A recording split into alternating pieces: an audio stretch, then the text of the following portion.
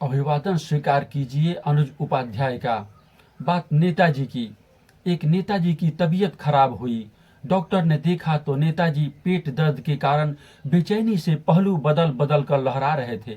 वे 24 carat के नेता थे।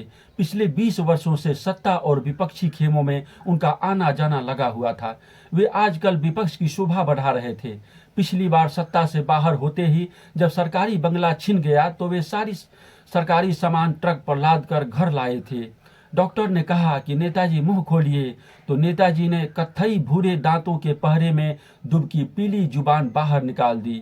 डॉक्टर ने पूछा, रात को क्या खाया था? किसी ने जवाब दिया, 4 रोस्टेड चिकन, 5 प्लेट बिरयानी, 15 टंगड़ी कबाब, 8-10 रोटी और आधा दर्जन आइसक्रीम। डॉक्टर ने हैरत से पूछा, क्या रोज इतना ही खाते हैं? तो चमचे ने कहा, जब से सत्ता से बाहर हुए हैं तब से इनकी भूख कम हो गई है। खाते तो तब थे जब मंत्री थे। कितनों की जमीनें जीम गए, अधीनस्थ कर्मचारियों की नौकरी खा गए, काम के बदले करोड़ों की रिश्वत खा गए, बड़े बड़े पुल, स्कूल, सरकारी योजनाएं पचा गए, लेकिन मजाल है कभी डकार भी ली हो। उधर पत्नी कोने में खड़ी मुंह में साड़ी के पल्लू का साइलेंसर लगाकर रो रही थी। उनसे डॉक्टर ने पिछले केस हिस्ट्री के बारे में पूछा तो पत्नी ने बताया कि एक बार इनका पैर टूट गया था तो विरोधियों ने कहना शुरू किया कि वे अब चुनाव में खड़े नहीं हो सकते।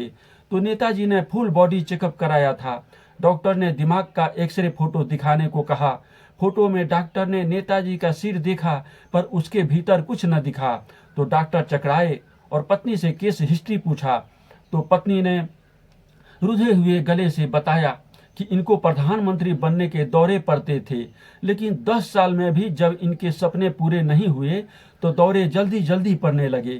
पिछली बार चुनाव हार गए, तब से सपने में भी पीएम पीएम चिल्लाते हैं। कल रात अमेरिका में पीएम के स्वागत का समाचार टीवी पर देखे, तब से इनकी हालत तेजी से बिगड़ने लगी। डॉक्टर ने कहा, सब समझ गया, इन्हें पीएम फोबिया हुआ है। बहुत खतरनाक बीमारी है। हमारे देश में ये कईयों को है, लेकिन संकट यह है कि इसका कोई इलाज नहीं है।